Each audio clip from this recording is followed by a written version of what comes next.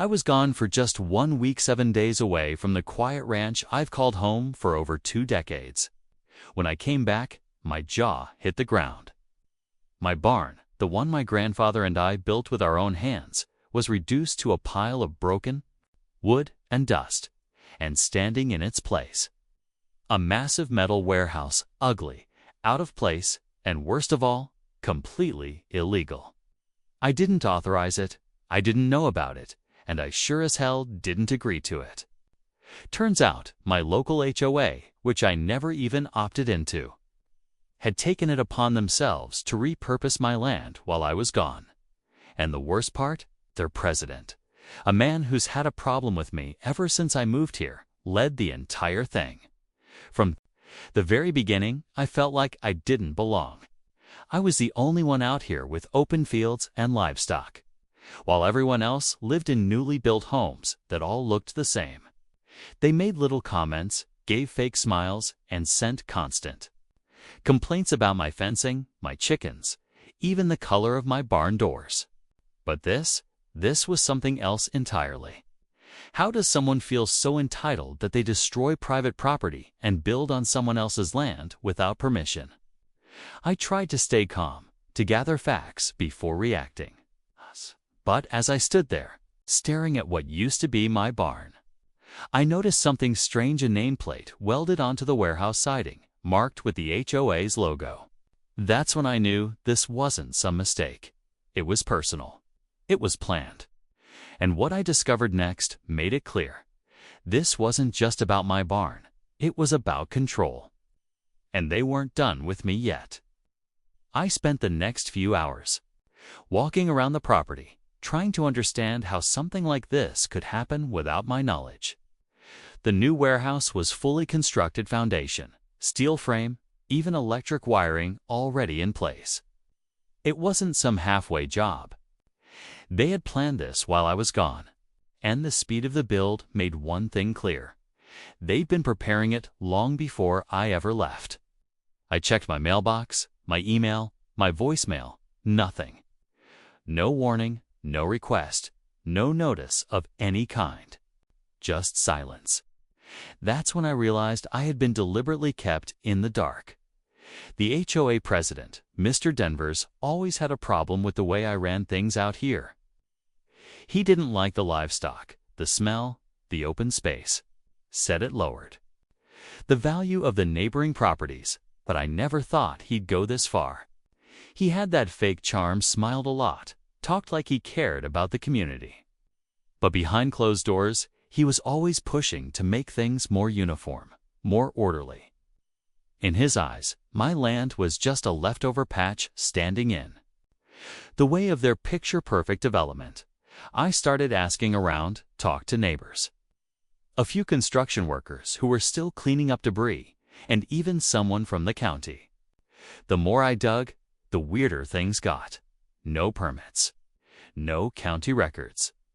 The HOA wasn't just out of line, they had bypassed every legal step. But how and why? What gave them the confidence to think they could bulldoze private property and get co-cut?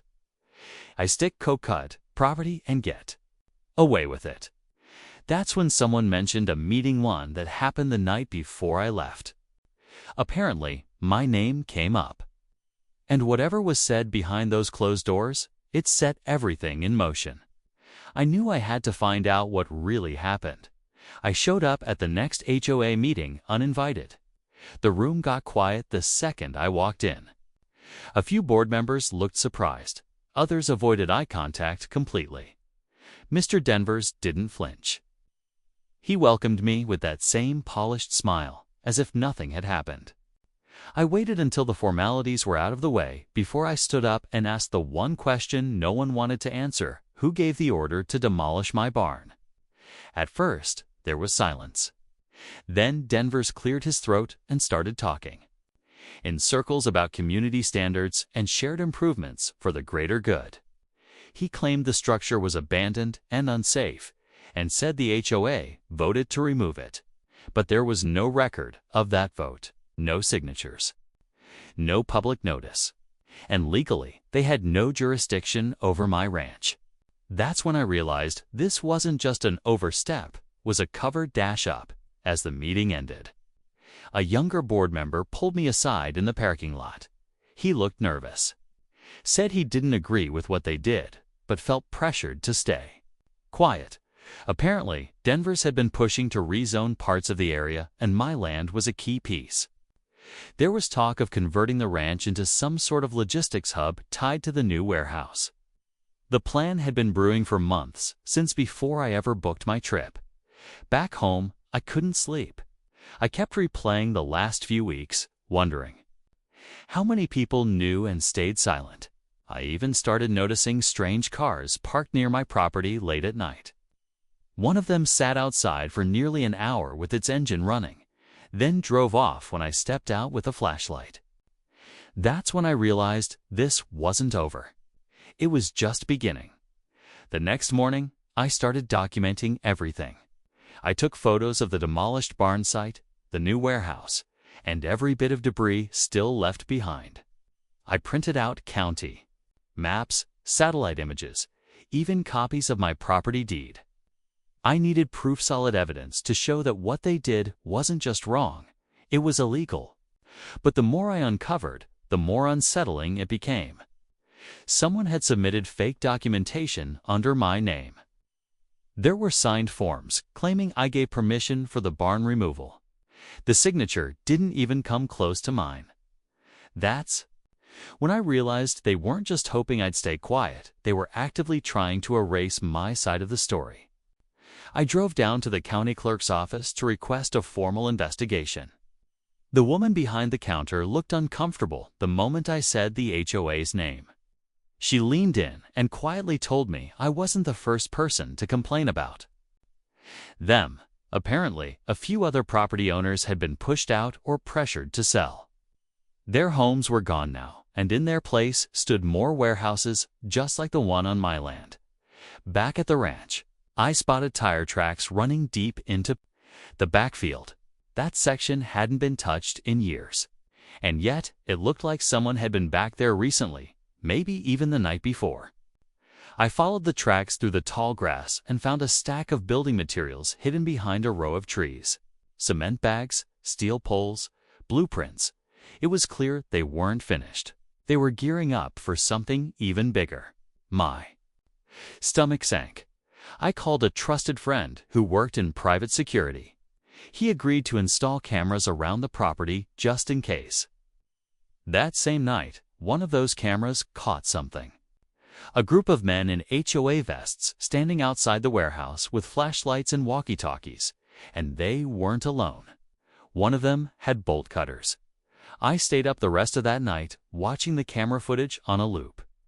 The moment I saw the bolt cutters, my gut told me something worse was coming. Around 2:17 a.m., the motion sensor lights near the back of my property flickered on then off, then back on again. The figures moved fast, ducking in and out of frame, communicating through headsets. They weren't there to inspect or check anything.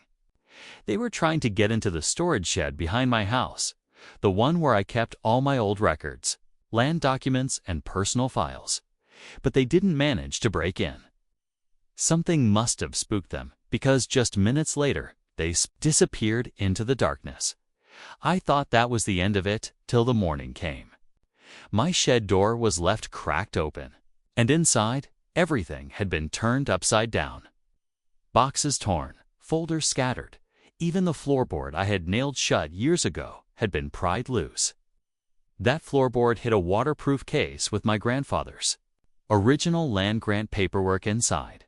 The case was gone. That's when it hit me, they weren't just trying to build over my land. They were trying to erase any legal trace of my right to it. Whatever was in those documents posed a serious threat to their plan, and they knew it. I raced to the county archives to check if any duplicates still existed. But when the clerk pulled up the file, the entry was missing, completely wiped from the system. I couldn't believe what I was seeing. Someone had inside access. This wasn't just an aggressive HOA anymore. This was coordinated. Someone in local government, maybe even in zoning or records, was helping them move the pieces behind the scenes. And if they were willing to do all this in secret, I had to ask what exactly. Were they building that needed to stay buried this deep? I knew I couldn't fight this alone anymore. With the original documents missing and county records mysteriously erased, I hired a land rights attorney. She was sharp, tough, and had dealt with shady HOAs before. Within days, she uncovered something. A confidential rezoning proposal buried in a stack of unrelated permits. It had my property listed as vacant commercial land, approved for a distribution hub. The signature on the paperwork was forged, and not even a good one. But the signature wasn't the biggest shock. The name next to it was a developer tied to Mr. Denver's, a longtime friend and silent partner in several warehouse deals in the area. That's when it all came together. The warehouse on my land wasn't the first. It was part of a chain of secret projects fast-tracked through corrupted zoning loopholes, with the HOA acting as a front. My land was the missing link between two larger plots. Without it, their entire plan fell apart. And they knew I wouldn't sell, which is why they tried to erase me instead. We filed a lawsuit immediately. The evidence: we had the security footage. The fake permits, the tampered county records, was enough to get a judge to freeze all construction on my property. A full investigation was ordered. The media caught wind of it, and soon news vans were parked at the edge of my ranch. Denver's tried to play innocent on camera, but the pressure cracked him. Within a week, he resigned from the HOA board. Several local officials quietly took leaves of absence. It felt like I had finally won. But just as things were settling down, I got a call from the private security firm. One of the cameras, the one facing the backfield, had picked up something new. The night before, a single man. No flashlight, no tools, just standing there, staring at the house, watching. The moment I saw that final piece of footage, I felt it in my bones. This wasn't just about land anymore. It had become personal. But I didn't let fear decide. The next move? I handed everything to the investigators, including the new footage. Turns out, the man caught on camera was a contractor who had quietly worked with the developer on other unauthorized projects. He was brought in for questioning, and that's when the last few pieces finally fell into place. He admitted to being told to check if the owner had returned and to retrieve any leftover files from the property. That sealed the case. Within weeks, the county shut down all operations tied to the illegal development. The warehouse on my land was ordered to be dismantled, and a full restoration plan was issued in their dime. My barn may never come back the way it was, but they'll never erase what it stood for. The forged documents, the trespassing, the corrupt rezoning, all exposed. And Denver's. He's facing multiple charges, including fraud and destruction of private property. The camera footage that started as protection became the evidence that saved my ranch. It reminded me how quickly rights can be taken when no one's watching. But it also showed how standing your ground, even when it feels like no one believes, you can change everything. I'm rebuilding now, slowly but on my own terms. The fields are quiet again. The livestock are back. And this land, with its long history, still belongs to the people who care for it, not those trying to pave over it. So if you're watching this and dealing with a pushy HOA or shady local politics, remember this document: everything. Trust your gut and never back down from what's yours. Because the truth, in the end, always finds a way out.